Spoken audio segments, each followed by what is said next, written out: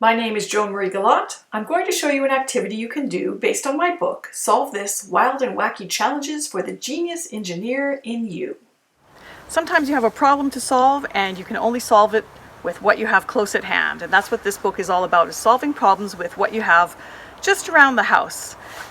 So one of the challenges in the book is called Keep the Change. And your objective is to make a coin sorter. Here's the situation. Your family held a yard sale on the weekend and finally someone noticed how much you helped out. You get to keep the change, but there are conditions.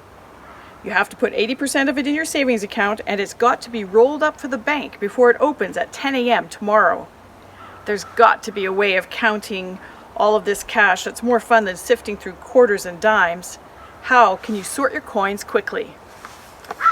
Well, my solution was to build a coin sorter using cardboard and jars from around the house. Let me demonstrate.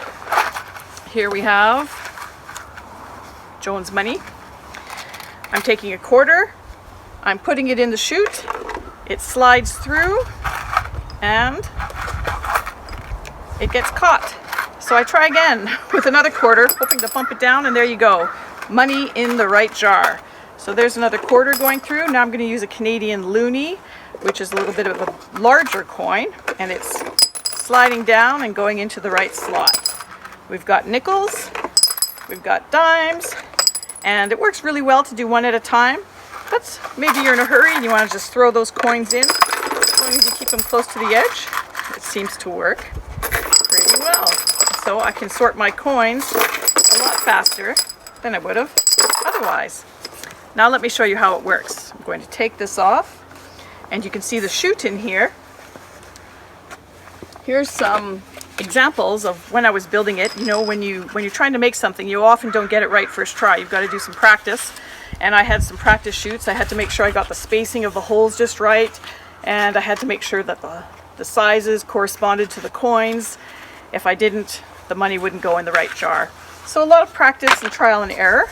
But now I have a quick and easy way to sort my coins. And my next job will be to figure out how to make a cash sorter, just in case somebody gives me a bunch of this.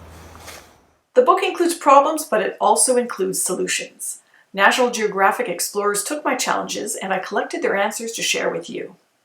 Often, when it comes to engineering, one idea leads to another, and once you know how someone else tackled the problem, you can dream up even better solutions. Engineering is all around you. Have fun with it!